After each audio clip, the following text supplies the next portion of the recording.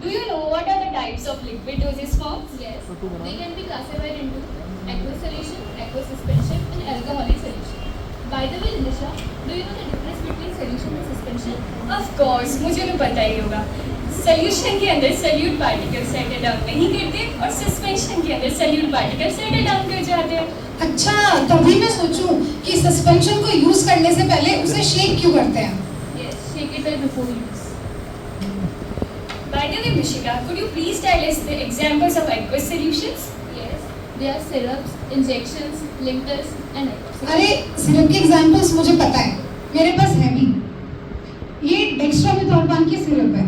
ये किस लिए यूज होती है? यार ये नॉन ऑपियोइड एंटीटसिव ड्रग है जो हम कफ के अंदर यूज करते हैं. वैसे तुझे पता है इंजेक्शंस कितने टाइप के होते हैं? मुझे पता है पर मैं इसका आंसर नहीं करूँगी. मैं चाहती हूँ उसका आंसर मिशिका करे. Excuse me, मुझे पता है क्या होता है. Please tell us others. Injection जो होता है उसको हम लोग सील करते हैं एम्प्यूल से फाइल्स के अंदर. जो हमारे पास एम्प्यूल है इसको हम लोग इंजेक्शन को यूज़ करने से जस्ट बिफोर ब्रेक करते हैं और फिर इसका जो ड्रग है हम लोग नीडल के थ्रू सिरिंज में डालते हैं. देन हमारे पास एक वाइल होती है. ये जो वाइल है इसकी रबर जो वाइल है इसकी रबर कैप ये वाइल है. इसके अंदर हम लोग नीडल को पियर्स करते हैं. थ्रू दैट जो इसकी रबर कैप है वो अपना रीसील कर सकते हैं. इसलिए हम लोग जो वाइल है इसको मल्टी डोज एक्विजिशन के लिए यूज़ कर सकते हैं और एम्प्यूल को हम लोग सिंगल डोज एक्विजिशन के लिए यूज़ करते हैं. प्लीज़ आप एग्जाम्पल्स बता सकते हैं इसके आगे.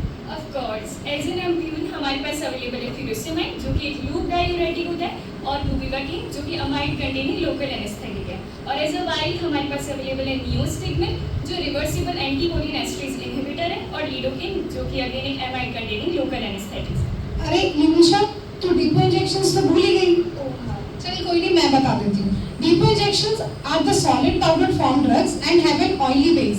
दे are slowly releasing drugs and they can be given intramuscularly, and examples are testosterone which is testosterone and anatenzole which is flubenazine. Mishika, तुमने अल्कोहलिक सॉल्यूशन का भी नाम लिया था. अल्कोहलिक ये बोलने से तू समझ रही है. तो अल्कोहलिक सॉल्यूशन में एनीमा, टिंक्चर्स और हमारे पास स्पिरिट्स एंड एलिक्सर्स आते हैं. ओ नो, मैंने तो कुछ और ही समझा था. हमारे पास जो ड्रॉप्स होते हैं वो concentrated medicaments of oral use होता है जिसका हम लोग ओरली या एक्सटर्नली अप्लाई कर सकते हैं. Externally in the ear drops, nasal drops और ऐसे eye drops. So Nyashu, can you please demonstrate eye drops in Nisha?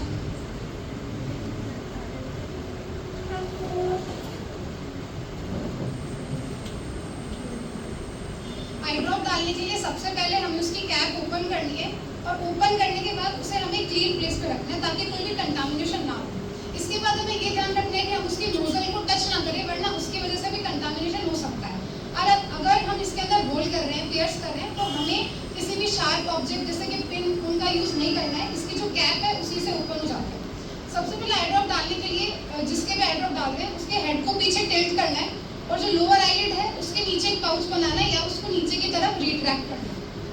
Retract करने के बाद हमें एक ड्रॉप बनानी है और जो पाउच फॉर्म हुआ उसके अंदर डालनी है.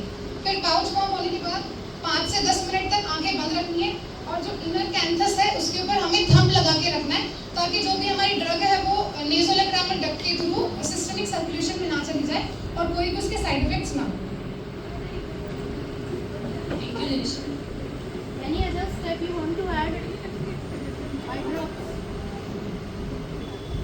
First of all, you have to wash your hands.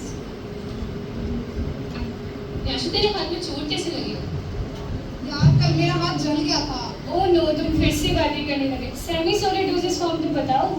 अरे सेमी सॉलिड डोसेज फॉर्म में हमारे पास लिनेमेंट्स, लोशंस, ऑइंटमेंट्स, क्रीम्स, जेल्स ये सब आते हैं. जैसे न्याशु ने भी ऑइंटमेंट लगाई होगी. सल्फाडाइजिन ऑइंटमेंट. ये तो बर्न के लिए यूज करते हैं ना.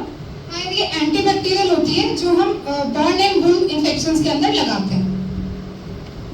इसको अप्लाई कैसे करते हैं? यार इसे अप्लाई करने के लिए हमें कोई भी रबिंग या फ्रिक्शन करने की कोई जरूरत नहीं है. इसे सिर्फ जेंटली हम यूज कर सकते हैं. ओ नो मिशिका, ये क्वेश्चन भी कोई पूछने वाला था. बिकॉज लिनेमेंट एंड लोशन के एप्लीकेशन होते हैं. लिनेमेंट जो है उसको हम लोग अप्लाई करते हैं विद रबिंग एंड लोशन को विदाउट रबिंग अप्लाई करते हैं. ओ मुझे तो पता ही नहीं था. अभी तो आशु, तुम्हारे पास लोशन भी है? हाँ यार. तो डोरेमोन की पॉकेट है। कैलेमाइन लोशन ये किसके लिए यूज होता है?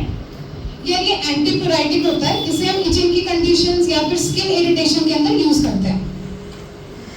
Now that we have discussed all our topic, we would like to Thank you for all your patience. At last, I would like to thank Vika ma'am and Deepshika ma'am for guiding